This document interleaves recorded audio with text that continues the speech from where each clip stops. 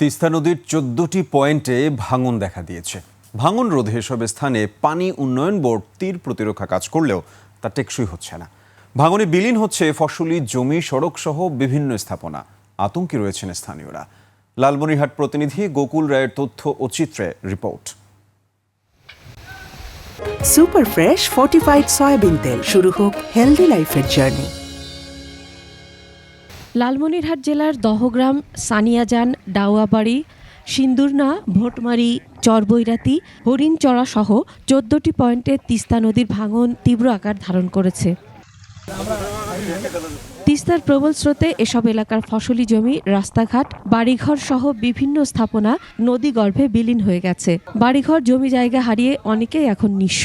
সড়কে মানবেতর জীবনযাপন করছেন তারা। বসত বাড়ি হারা, অনেক বাড়ি ১০ বার ১২ বার করে নদী ভাঙনের কারণে আমরা হয়তো রাস্তায় বিভিন্নখানে কোনো রকম ভাবে আমরা রাত্রি যাপন করতেছি। ভাঙতে ভাঙতে আমার আসলে জাহানে শেষ, টানাটানি করতে আমার কোনো জাহানের আর কোনো দাম নাই। জমি জমাতে আছে, নদী দিয়েছি, সব নদী দিয়েছি, আর আগে আস্তে আস্তে আসি। এই কাজে কোনো তো কাজ হবে না, একটু ভালো পুক্ত কাজ হওয়ার দরকার আছে।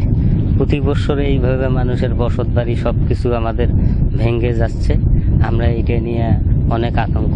এই সাধারণ বস্তা ফেলে কোনো কাম নাই, আমরা চাই যে স্থায়ীভাবে সুন্দর একটা পরিকল্পনা হোক। পানি উন্নয়ন বোর্ড জানায়, তিস্তার ভাঙন রোধে তীর প্রতিরক্ষা কাজ চলছে। জিও ব্যাগ ফেলে ভাঙন প্রতিরোধের চেষ্টা চলছে। তিস্তা নদীর 5টি জেলায় পূর্ব সতর্কতামূলক কাজের অংশ হিসেবে আমাদের লালমনিরহাট জেলাতেও 14টি পয়েন্টে আমরা 4 কিলোমিটার তীর প্রতিরক্ষার কাজ করে যাচ্ছি। আরও আমাদের যে ঝুঁকিপূর্ণ রয়েছে যে অংশগুলো, সেগুলোর তথ্য আমরা ঊর্ধ্বতন দপ্তরে প্রেরণ করেছি। আমরা অনুমতি সাপেক্ষেই কাজ বাস্তবায়ন করব। ভাঙন রোধে স্থায়ী সমাধান চান তিস্তা পাড়ের মানুষ। Masuma Lisa, desk report, 21 television.